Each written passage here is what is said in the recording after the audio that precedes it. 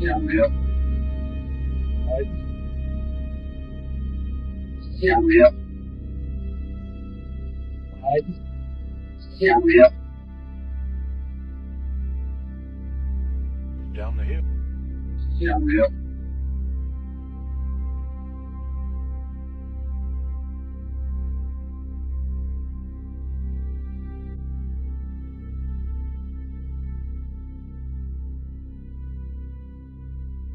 That turned out a disaster like this.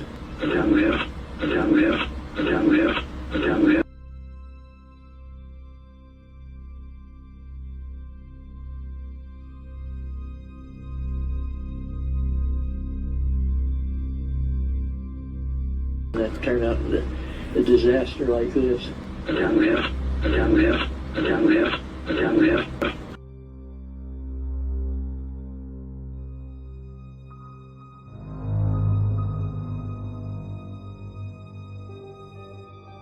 That turned out a disaster like this.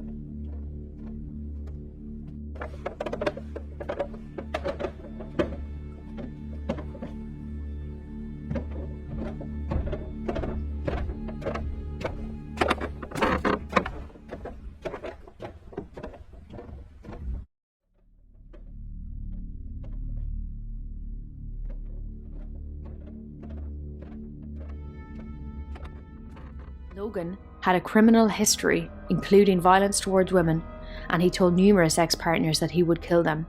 An ex-partner of his stated that he always carried a gun with him everywhere in his fanny pack. Bridge Guy appears to be wearing a fanny pack. She also stated that when she first seen the photos of Bridge Guy, she presumed police were looking for Logan because she thought it was Logan.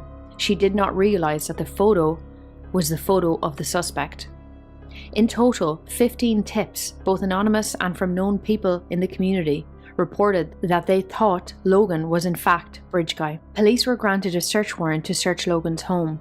The warrant states that Logan's physical makeup is consistent with Bridge Guy and that his voice is not inconsistent with the audio. Logan owns numerous guns and weapons. Initially, Logan had given an alibi for the times of the murders. He claimed he had an alibi, buying tropical fish 20 miles away. I was not home during the time that all this was happening. I was in Lafayette. Yeah. And I didn't get home till approximately 6:30 in the evening, and then the neighbor stopped to ask for permission to look back here for the girl. However, it was later discovered that the alibi Logan gave was false. meaning he lied about his whereabouts during the specific time that the murders took place. He was intentionally trying to mislead detectives. Logan asked his cousin to lie on his behalf and claimed that he had taken him to the aquarium at the time period of the murders. He asked his relative to be his false alibi before the bodies of the girls were discovered. Logan claimed he asked his cousin to lie as he had broken his probation. He was not meant to be driving his Jeep. However, Logan had been driving his Jeep earlier that morning and did not ask his cousin to be a false alibi for that time period. The time period he needed an alibi for was very specific to the times of the murders. The search warrant also states, a call placed using Logan's cell phone produced cell tower data that shows Logan's cell phone appears to be in or around his property on February 13th at 2:09 p.m. Although his exact location cannot be confirmed, the tower data shows that Logan's cell phone was in the Delphi area in the area of the Monon High Bridge Trail. An analysis of his cell phone data revealed a text message sent from his phone at 7:56 p.m. on February 13th, 2017. Remember, at this time, it's presumed the girls were now murdered, but their bodies had not been found. Further analysis of his cell phone data indicates that Logan's phone was likely outside of his residence and in the proximity of where Libby and Abby's bodies were located. Logan also received a text message later that night at 10:16 p.m. The data from this message indicates that Logan's phone was likely outside of his residence and again in the proximity of where Libby and Abby's bodies were located. The search warrant was executed in mid-March and Logan was placed on house arrest. This raised many questions, but his willingness to purposefully obstruct police investigation by creating a false alibi and lying about his whereabouts, including the location of his cell phone data, seems highly suspicious. It should also be stated that there is a link between Logan and Libby's dad. Libby's dad was arrested years earlier on drug charges and agreed to act as an informant. Libby's dad gave the police names, and one of these names was linked to Ron Logan.